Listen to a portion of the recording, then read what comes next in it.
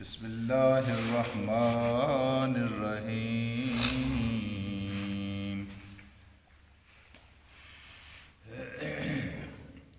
ولا تصل على احد منهم مات ابدا ولا تصل على احد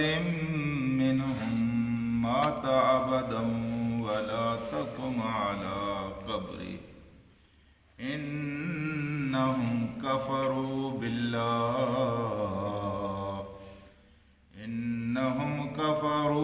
بالله ورسوله وماتوا وهم فاسقون صدق اللہ العلی العظیم۔ رفقائے محترم، تبوک کے سفر سے واپسی کے ابھی کچھ ہی دن گزرے تھے کہ عبداللہ بن ابی مر گیا، اور عبداللہ بن ابی کے بارے میں آپ جانتے ہیں کہ وہ منافقین کا سردار تھا۔ لیکن عبداللہ بن ابی کا بیٹا حضرت عبداللہ مخلص مسلمانوں میں سے تھا۔ جب وہ مرا تو حضرت عبداللہ حضور کریم صلی اللہ علیہ وسلم کی خدمت میں حاضر ہوئے، اور خدمت میں حاضر ہو کر انہوں نے عرض کی، یا رسول اللہ صلی اللہ علیہ وسلم، آپ میرے والد کے کفن کے لیے اپنے جسم سے لگا ہوا کرتا عطا کریں۔ اور حضور کریم صلی اللہ علیہ وآلہ وسلم نے اپنا کرتا اسے دے دیا، اور جاتے جاتے اس نے دوسری درخواست یہ تھی کہ یا رسول اللہ صلی اللہ علیہ وسلم، میرے والد کا نماز جنازہ بھی آپ ہی پڑھائیں۔ اور یہ دعا اور یہ درخواست بھی حضور کریم صلی اللہ علیہ وسلم نے قبول فرما لی۔ لیکن جب آپ نماز جنازہ پڑھانے کے لیے وہاں تشریف لے گئے، کچھ روایات میں تو آتا ہے کہ آپ وہاں گئے، جب آپ وہاں پہنچے تو اس وقت عبداللہ بن ابی کی میت جو ہے وہ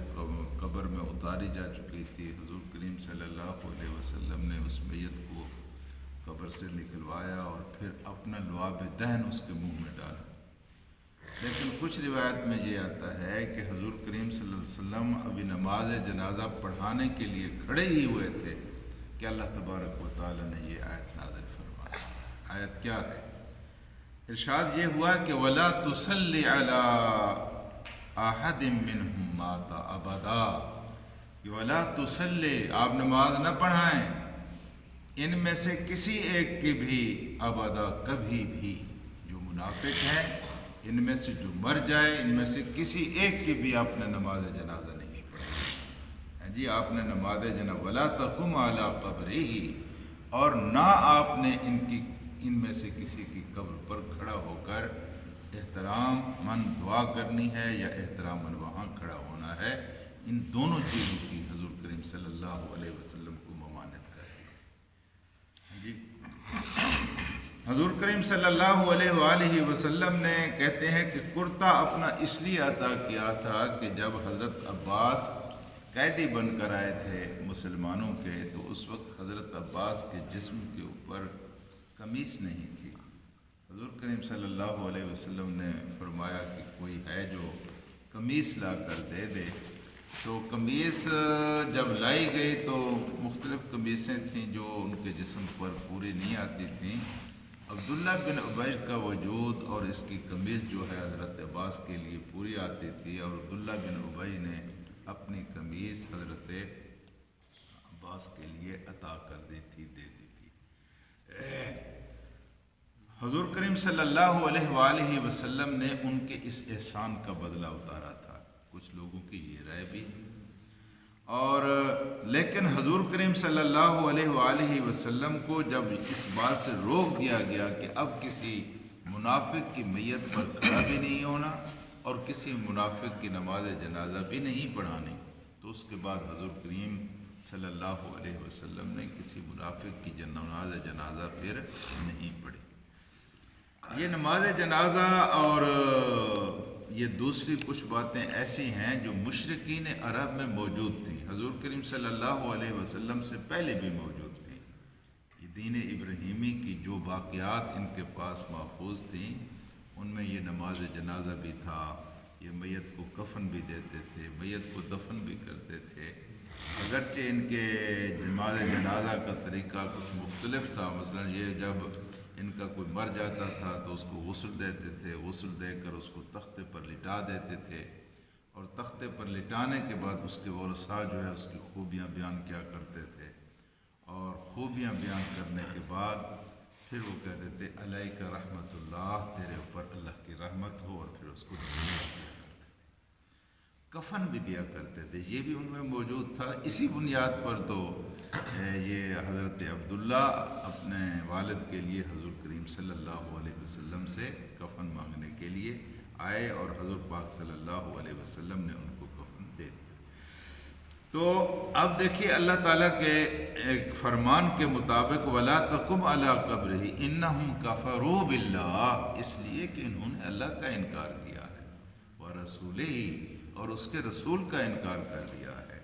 وَهُمْ فَاسِقُونَ، اور اس لیے کہ یہ گناہگار ہیں، یہ فاسق ہیں، یہ گناہگار ہیں۔ یہاں سے یہ مسئلہ پیدا ہوا ہے کہ جو آدمی معروف معنی میں گناہگار ہو، فسق و فجور کا مرتکب ہوتا ہو، اس کا نماز جنازہ مسلمانوں کے امام کو نہیں پڑھانا چاہیے، کیونکہ یہاں فاسقین کا لفظ آیا ہے، مسلمانوں کے امام کو نہیں پڑھانا چاہیے۔ حضور اکرم صلی اللہ علیہ وآلہ وسلم کی مستقل اس کے بعد یہ روایت رہی کہ جب بھی کوئی آپ کو کہتا کہ نماز جنازہ ہے اور آپ اس کی امامت فرمائیں، تو حضور کریم صلی اللہ علیہ وسلم پوچھ لیا کرتے تھے جی کیسا آدمی ہے اور اس کے کیا کیا خصائص ہیں۔ اگر کوئی معروف معنی میں بدکار آدمی ہوتا تھا تو حضور کریم صلی اللہ علیہ وسلم اس سے گریز فرماتے تھے اس کا نماز جنازہ پڑھنے سے۔ تو میرے دوستوں اور ساتھیوں، یہ اس لیے کہا گیا ہے کہ ایک مدت تک منافقین کو مہلت دی گئی کہ مسلمانوں میں رہیں بسیں اور اپنے آپ کو مسلمان کہلائیں، لیکن اب قرآن حکیم اور اللہ تبارک و تعالیٰ نے یہ دیکھ لیا تھا کہ اب مسلمانوں کے معاشرے میں ان کا مسلمان بن کر رہنا اور مسلمانوں جیسی عزت جو ان کو حاصل ہے وہ ان کو حاصل رہے، یہ مناسب نہیں ہے۔ چنانچہ ان کو بے نقاب کر دیا گیا، یہاں تک کہ ان کی شادیاں اور ان کی خوشیاں اس کے اوپر ان کو بے نقاب کر دیا گیا۔ یہ آیت اسی تناظر میں نازل ہوئی ہے، وَمَاتُوا وَهُمْ كُفَّارٌ، وہ مر جائیں اسی حالت میں جب کہ وہ فاسق ہوں اور وہ کافر ہوں، تو آپ کبھی بھی ان کی نماز جنازہ بھی نہ پڑھائیں اور ان کی قبر پر کھڑے بھی نہ ہوں۔ یہ ہمارے مسلمان حکمران کبھی کبھی غیر ملکی دوروں پر جاتے ہیں تو یہ کافروں کی قبروں کے اوپر احتراماً کھڑے ہو جاتے ہیں۔ یہ مناسب نہیں ہے، قرآن کی اس آیت کی روح کے خلاف ہے کہ کسی کافر کی قبر کے اوپر احترام کے ساتھ آپ کھڑے نہیں ہو سکتے۔ ہاں جی، عبرت حاصل کرنے کے لیے آپ کھڑے ہوں، یہ مر گیا ہے ہم نے بھی مرنا ہے، الگ بات ہے، لیکن احتراماً جس طرح کوئی کفار اپنے کسی بڑے رہنما کی تعظیم کرتے ہیں، وہاں جا کر آپ سر جھکا کر کھڑے ہو جائیں احترام کی وجہ سے، اس بات کی اجازت نہیں ہے، کیونکہ اللہ تعالیٰ نے جس کام سے اپنے رسول کو روکا ہے اس کام سے یوں سمجھیں کہ پوری امت محمد صلی اللہ علیہ وسلم کو روکا ہے، چاہے اس میں کوئی فقیر ہو، چاہے اس میں کوئی امیر ہو، کوئی رعایا ہو، کوئی بادشاہ ہو۔ اللہ سے دعا کرتے ہیں کہ اللہ ہمیں قرآن کو سمجھنے اور اس پر عمل کرنے کی توفیق عطا فرمائے۔ اللہم صلی